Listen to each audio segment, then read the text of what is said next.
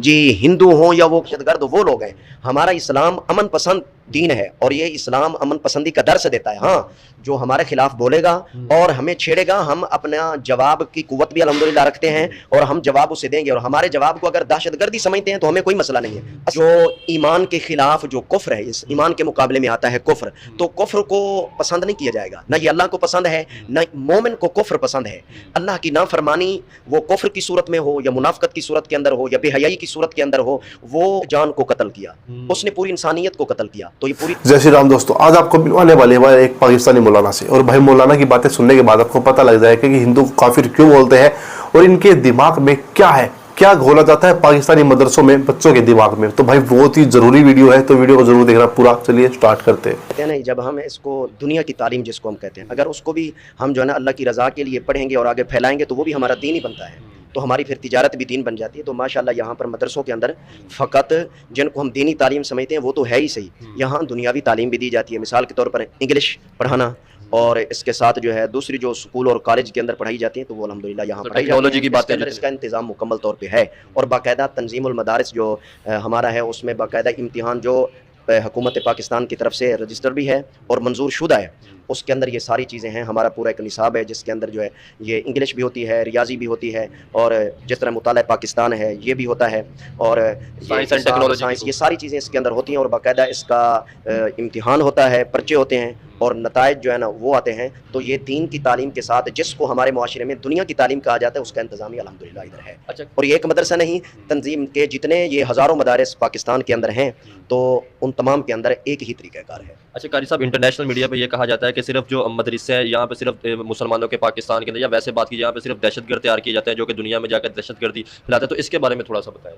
अब ये देखें कि दहशतगर्दी अगर ये फैलाते हैं तो आप ये देखें मुसलमानों के कितने ममालिक हैं जिनको फ़कत दहशतगर्दी के नाम पर दहशतगर्दों ने ही उन पर हमले किए हैं और उनको मिटाने की कोशिश की है। इराक़ के साथ क्या हुआ है? बिल्कुल। तो अब इराक़ के अंदर जो है ना ये एक मुसलमान दहशतगर्द थे, ये वही अनासर जो यहूदियत है, नसरानियत है और जो इस्लामी दुश्मन क़ुव्वतें ताकते हैं, असल दहशतगर्द वो हैं।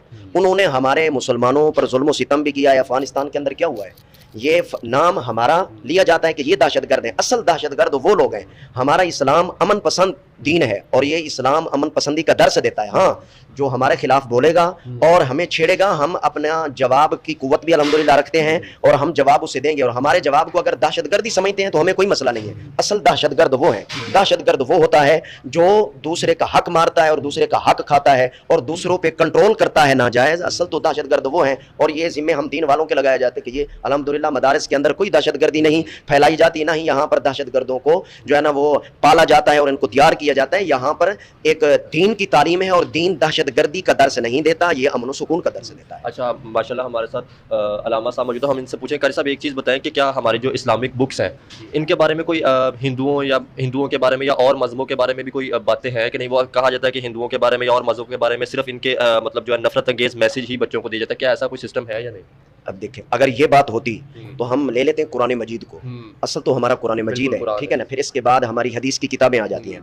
आप कुरान मजीद को देखें, मैं एक मिसाल देता हूँ। कुरान मजीद में अल्लाह रब्बुल इज़्ज़त ने ये इरशाद फरमाया है कि जिसने नाहक एक जान को कत्ल किया उसने पूरी इंसानियत को कत्ल किया। तो ये पूरी इंसानियत में दूसरे मज़ाहिब वाले आते हैं या नहीं आते?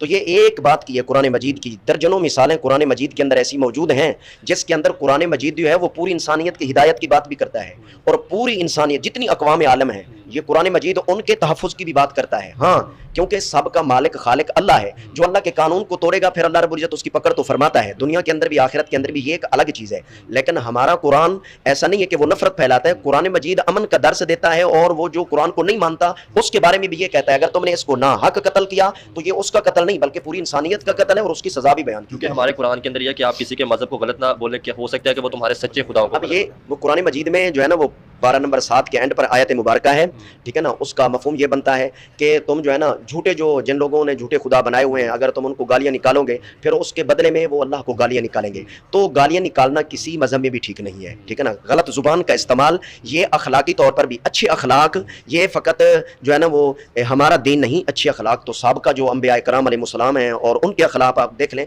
अच्छी ज़ुबान का इस्तेमाल इसको अकल भी मानता है और हर मज़हब वाला मानता है।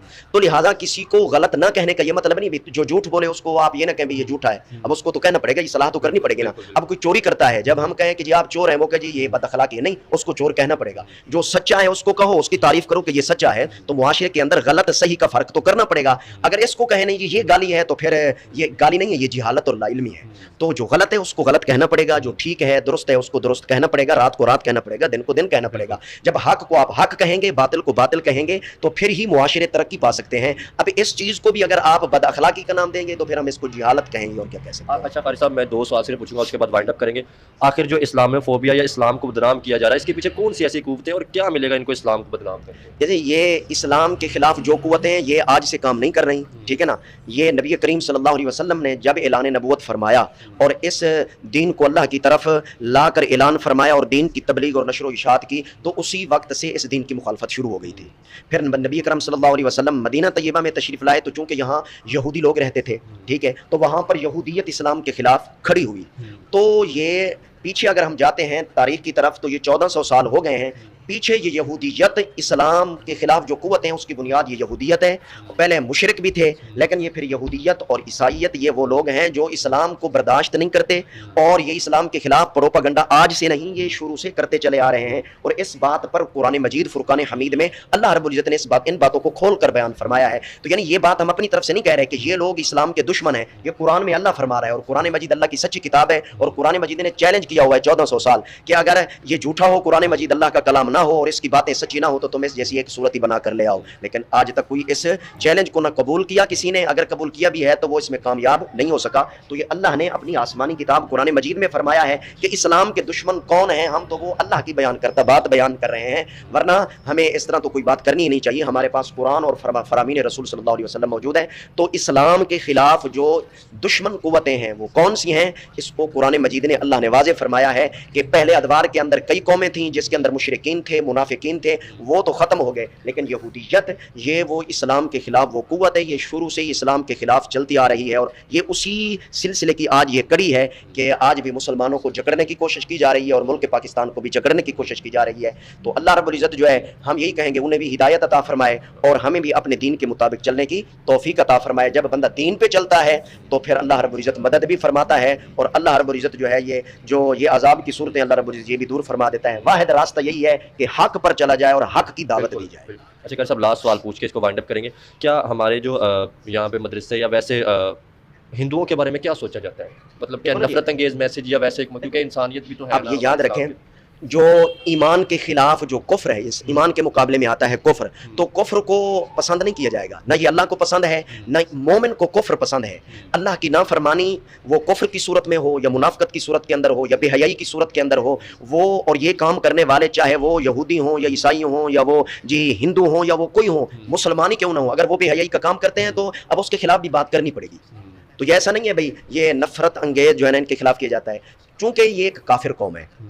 अब काफिर कौम अपनी हद के अंदर रहे, उसको इस्लाम कहता है मत छेड़ो। लेकिन जब वो इस्लाम के खिलाफ बात करेंगे और मुसलमानों पर जुल्म व सितम करेंगे तो हम अपने दिफा का हक रखते हैं। मैसेज के जरिए भी, जुबान के जरिए भी, कलम के जरिए भी और हथियार के जरिए भी हम अपना दिफा तो कर सकते हैं।